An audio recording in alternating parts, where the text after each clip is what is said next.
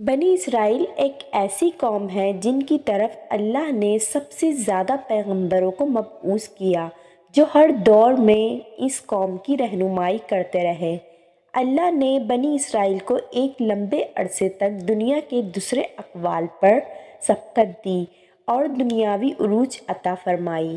بنی اسرائیل کو بے شمار نعمتوں سے نوازا گیا تھا اور مقدس سرزمین بھی عطا کی گئی تھی۔ اس کے باوجود یہ قوم اللہ کی نافرمان ثابت ہوئی۔ یہودیوں نے اپنی طرف بھیجے گئے بے شمار نبیوں کو قتل کیا، اللہ کے حکم کی پامالی کی اور ہر دور میں شرک میں مبتلا ہو گئے۔ یہ مجرم قوم جب عذاب میں مبتلا ہوتے تو اپنے پیغمبروں اور صالحین پر ایمان لا کر ان کی پیروی شروع کر دیتے تھے، اور جیسے ہی ان پر سے یہ عذاب ہٹا دیا جاتا وہ دوبارہ حق کے منکر بن جاتے تھے اور اپنے وعدے سے پھر جایا کرتے تھے۔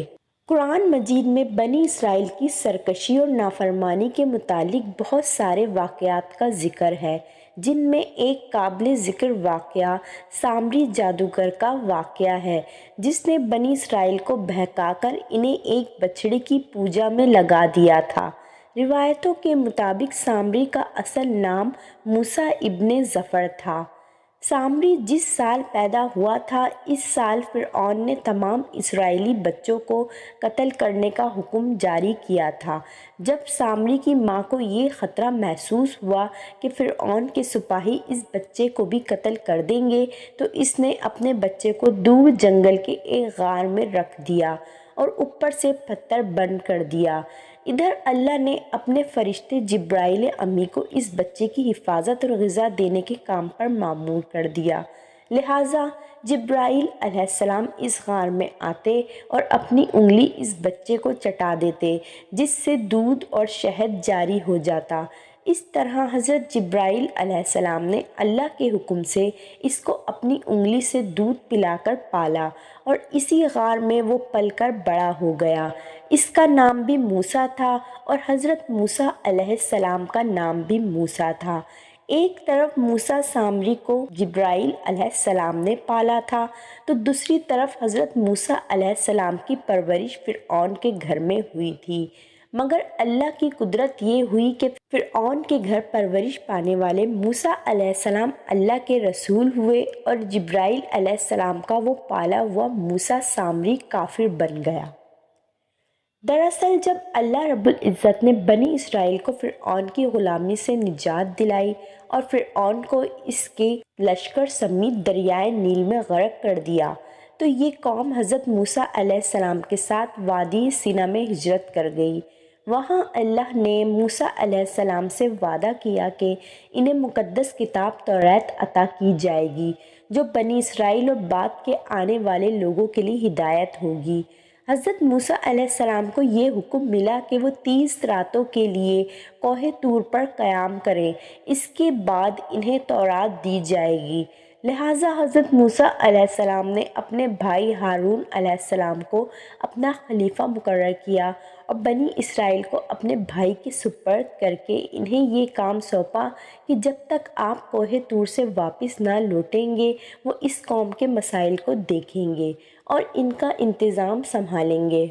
موسیٰ علیہ السلام کوہ طور پر چلے گئے، جہاں آپ پورے 1 ماہ روزے اور عبادت میں مشغول ہو گئے۔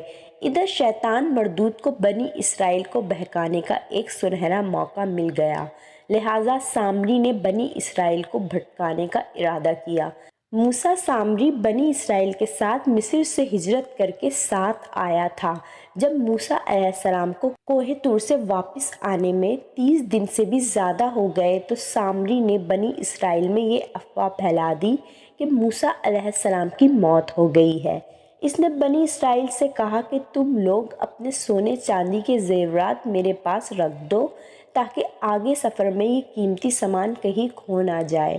چونکہ وہ ایک معزز شخص مانا جاتا تھا، لہٰذا بنی اسرائیل نے تمام سونے چاندی اسے دے دیے۔ اس نے آگ کی ایک بھٹی جلائی اور ان تمام زیورات کو اس بھٹی میں ڈال دیا۔ دیکھتے ہی دیکھتے سونے چاندی پگھلنے لگے اور اس بھٹی سے ایک گائے کی بچڑی کی شکل کا مورتی نکلا۔ سامری کے پاس اس جگہ کی مٹی تھی جس جگہ جبرائیل علیہ السلام کے گھوڑے قدم رکھا کرتے تھے۔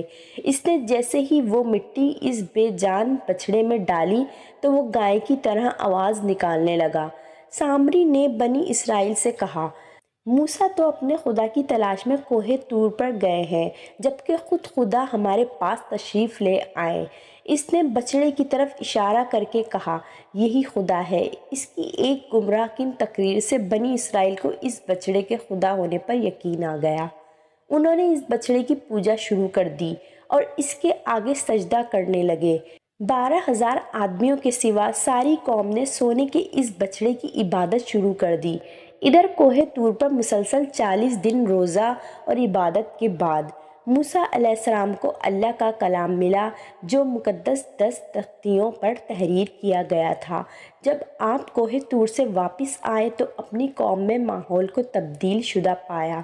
ہر طرف کفر و شرک کی بو آ رہی تھی اور لوگ ایک بچڑے کی پوجا میں مصروف تھے۔ یہ دیکھ کر حضرت موسیٰ غضبناک ہو گئے اور آپ پر جلال طاری ہو گیا۔ آپ نے اپنے بھائی ہارون کو داڑھی سے پکڑ کر گھسیٹنا شروع کر دیا اور غصے میں کہا کہ میں نے تمہیں اس قوم کی ذمہ داری دی تھی، پھر یہ شرک کیسے ہوا؟ لوگ اس بچڑے کی پوجا کیوں کر رہے ہیں؟ حضرت ہارون علیہ السلام نے کہا، اے میرے بھائی، مجھ پر ملامت نہ کرو۔ اس قوم نے میری بات نہ مانی اور مجھے کمزور کر دیا۔ میرے لاکھ سمجھانے کے باوجود یہ اس عمل میں پڑ گئے اور مجھے جان سے مارنے کی دھمکی بھی دی، لیکن میں ان ظالم لوگوں میں شامل نہیں ہوں۔ لہٰذا موسیٰ علیہ السلام کا جلال جب کچھ کم ہوا تو آپ نے اللہ سے اپنے بھائی کی بخشش کی دعا مانگی۔ بنی اسرائیل نے جب موسیٰ علیہ السلام کو دیکھا تو بہت شرمندہ ہوئے اور اپنے اس شرکیہ عمل پر ملامت کرنے لگے۔ موسیٰ علیہ السلام نے سامری سے پوچھا کہ تو نے اس قوم کو باطل معبود کے پیچھے کیوں لگا دیا؟ تو سامری نے کہا، میرے نفس نے مجھے اس کام کے لیے مجبور کیا تھا اور یہ میری فریب کاری تھی۔ حضرت موسیٰ علیہ السلام نے اس بچڑے کو جلا کر راکھ کر دیا اور اس کے ٹکڑے ٹکڑے کر کے سمندر میں بہا دیے۔ روایتوں میں آتا ہے کہ موسیٰ علیہ السلام پر یہ حکم نازل ہوا کہ آپ 80 آدمیوں کو منتخب کریں، کوہ طور پر لے جائیں اور یہ سب لوگ بچڑا پوجنے والوں کی طرف سے معذرت طلب کرتے ہوئے یہ دعا مانگے کہ بچڑا پوجنے والوں کے گناہ معاف ہو جائیں۔ لہٰذا موسیٰ علیہ السلام نے چند صالح آدمیوں کو ساتھ لیا اور کوہ طور پر تشریف لے گئے۔ جب لوگ وہاں معافی طلب کرنے لگے تو اللہ کی طرف سے آواز آئی، اے بنی اسرائیل، میں ہی خدا ہوں اور میرے سوا کوئی معبود نہیں ہے۔ میں نے ہی تم لوگوں کو فرعون کے ظلم سے نجات دلا کر تم لوگوں کو بچایا ہے، لہٰذا تم لوگ فقط میری ہی عبادت کرو اور میرے سوا کسی کو مت پوجو۔ اللہ کا یہ کلام سن کر یہ 80 آدمی کہنے لگے، اے موسیٰ، ہم ہرگز آپ کی بات نہ مانیں گے جب تک ہم اللہ کو اپنے سامنے نہ دیکھ لیں۔ یہ 80 آدمی اپنی ضد پر قائم رہے کہ ہم کو اللہ کا دیدار کروائیں ورنہ ہم ہرگز نہیں مانیں گے۔ حضرت موسیٰ علیہ السلام نے انہیں بہت سمجھایا لیکن وہ اپنی بات پر اڑے رہے، یہاں تک کہ اللہ نے اپنے جلال کا اظہار کچھ اس طرح کیا کہ ایک فرشتہ بھیجا جس نے ایک خوفناک چیخ ماری جس سے ان لوگوں کے دل پھٹ گئے اور وہ لوگ وہیں مر گئے۔ حضرت موسیٰ علیہ السلام نے اللہ سے ان کے دوبارہ زندہ ہونے کی دعا مانگی تو یہ لوگ دوبارہ زندہ ہو گئے اور اللہ پر ایمان لے آئے۔ اللہ کے حکم سے حضرت موسیٰ علیہ السلام نے سامری کو بنی اسرائیل سے نکال دیا اور کسی کو بھی یہ حق نہیں دیا کہ اس سے رابطہ رکھے۔ بعض مفسرین نے یہ لکھا، سامری کا جرم ثابت ہونے کے بعد موسیٰ علیہ السلام نے اسے بددعا کی تھی اور اللہ نے اسے ایسی بیماری میں مبتلا کیا کہ جب تک وہ زندہ رہا کوئی اس کے قریب نہیں جاتا تھا اور اس طرح وہ ذلت کی موت مر گیا۔